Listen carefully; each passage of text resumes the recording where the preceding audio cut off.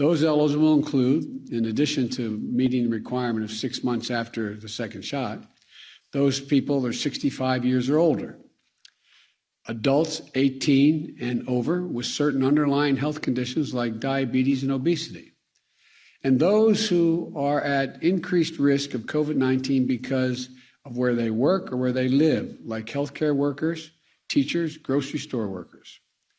That group makes up 60 million Americans who are now eligible for a booster with 6 months after their second shot. President Biden there speaking earlier at the White House, clarifying who is now eligible for the Pfizer-BioNTech booster. Those comments came after the CDC director overturned a recommendation by the agency's panel on distribution for the third shot. For a little more clarity, let's bring in Yahoo Finance's Anjali Kamlani, who's tracking this story for us, along with a special guest. Anjali. In Dr. Arthur Caplan, director of NYU Langone's Division of Medical Ethics and a top bioethicist in the country. Dr. Caplan, thank you so much for joining us today. I want to start off with, as we were just talking before we got on the show, a crazy 24 hours, what with the CDC's advisory committee vote, and then the director and her actions sort of setting the tone for what the booster conversation will be moving forward. It seems like you had a prediction that it was going to be quite as confusing and as big a mess as it was. So let's hear what your thoughts are on how this is all panned out. Well, and thanks for having me. It was predictable that it would be a mess. I don't know if you remember, Anjali, but the president started talking about boosters back in August. I think it was on the 18th. He shifted the date about booster availability 3 times. We got a lot of chatter coming out of the FDA about what they thought. Sometimes when the data is poor, not because it's ill collected, it's just that we don't have a lot of experience with boosters. I wish they would have been quiet until they got to the CDC and let the CDC make its position known after all the advice and all the information was swirling around. The way it is now, I'll give you another prediction. There's so many people eligible under the conditions that they laid out that everybody who follows this issue is going to go out and get a booster. Well, that's a good one to hold on to. We'll get back to you when that happens. But we've also seen how prior to the booster being authorized, there were people getting it anyway. So there's also this discussion of really reality being split from what's going on in the government. I just wonder, do you think that it really will have as much of an impact to have the authorization? A little bit, but people follow the news, the worried well, the well-informed. People are a little better off. They see data coming out of places like Israel, and it looks like third shots help. As you said, people are already out there in pretty big numbers getting boosters. Some drugstore chains are just giving them without any question. They're not asking you to prove you're over 65 or working in some dangerous environment. They're just giving them. So again, I do think you're going to see tremendous demand right away across the board from all sorts of people. And one other point, the biggest threat to us, it's the unvaccinated. So while we're all interested in that booster shot and what's going to happen and when can I get a third shot, and right now we're just talking about Pfizer, we still have to keep our eye on the bigger prize, get your first shot. Right. And I'm so glad you brought that up, because clearly part of this is because of what we saw with the recent Delta surge and how many of those individuals in the hospitals were unvaccinated. President Joe Biden just earlier today calling out those individuals, saying, please get your first shot, or at least those who have gotten a first to follow up for their second.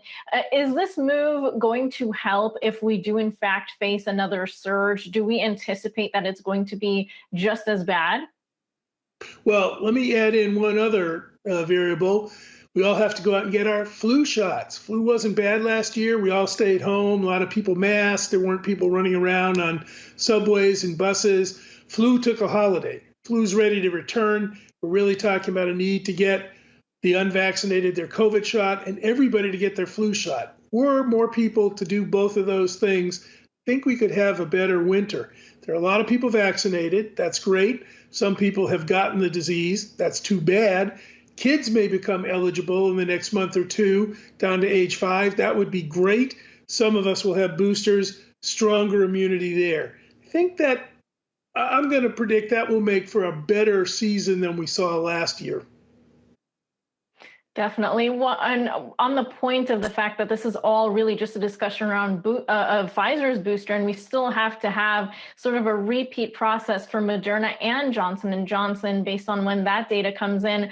A lot of people have discussed the timing of this. We now have a booster available, number one, before kids are able to access a dose. But in addition, at a time where maybe some people are already going to go ahead and try to get a dose of that Pfizer, even if their initial shot isn't the Pfizer dose, and that mixing and matching that hasn't yet been approved, but is a practice in Europe. I just wonder your thoughts on that, on just sort of how this is all playing out time-wise. I say hold out. If you got Moderna, if you got Johnson & Johnson, the data there that we do have shows pretty good immunity, still strong, 8 months out. Wait another month or two, figure out, do you need it? Is the Moderna vaccine a little bit more effective, lasting a little bit longer, or whatever the data is going to show on J&J? Don't panic. Don't try to get in an experiment about switching over to the Pfizer shot as your third shot. I worry about that, not because I think it's going to make people ill or sick, but I worry it won't work. What about the conversation about global supply and just generally global vaccinations? We know that that's been a major concern, especially of critics of the booster campaign. Should that really be an issue that we focus on right now, or is what the supplier is saying true, where we do have enough for the U.S. and to share abroad? I don't think we've done enough to get vaccines overseas. If you look at vaccine availability in Africa, it's almost nothing. Those countries, those areas do pose threats to us because as long as COVID is percolating out there, it could mutate again, pose a threat to us. Plus, people are dying and getting sick in those places, and we owe it to them having a vaccine to get it to them. All that said, I think we can do both. The effort to get third shots out here, I don't think is really going to impact the availability of vaccines in other poor countries or middle-income countries. We have enough supply here to do it. You need an international push, and we should be doing it, to get vaccines out to the rest of the world. But they need infrastructure. You could send them vaccines on boats all day long. No roads, no refrigerators, no doctors or nurses, trained personnel to give the shots, no way for the people to get to where the shots might be. That's not going to lead to worldwide vaccination. So it's not vaccines alone. You got to fill in the infrastructure to make things move to let people really get vaccinated. Certainly part of the conversation we're hearing. I want to bring it back to, what's going on here in the U.S. and a final thought. What we saw happen, the timeline that played out from August when President Joe Biden did announce the boosters to now, where we finally gotten to the point where we have the guidance for at least one vaccine. Do you think this debate is over of the consternation, the concerns about whether or not a booster is valid and the data that goes with it? Or have we laid that to rest? So there's been a lot of comparisons to the Trump administration and its top-down approach. Are we in the same position now? We have not laid this debate to rest. I'll give you an interesting problem that's still hanging there. I've said many times, it's not a booster. It's a 3-shot vaccine to be effective. It's just like HPV vaccine for cervical cancer, Hep B vaccines. There are many vaccines that are 3 shots. If you say it's a standard need, everybody has to get 3 shots to get vaccinated, that's different from arguing about, well, do you need a booster? Do you need a little bump? So I think we got to settle that issue. It's not settled in my view. And I think we're going to see debates about, well, how often do we do this? Not just as to whether an individual would benefit, but how expensive is it every year to roll out a massive 3rd shot redo campaign? We do it with flu.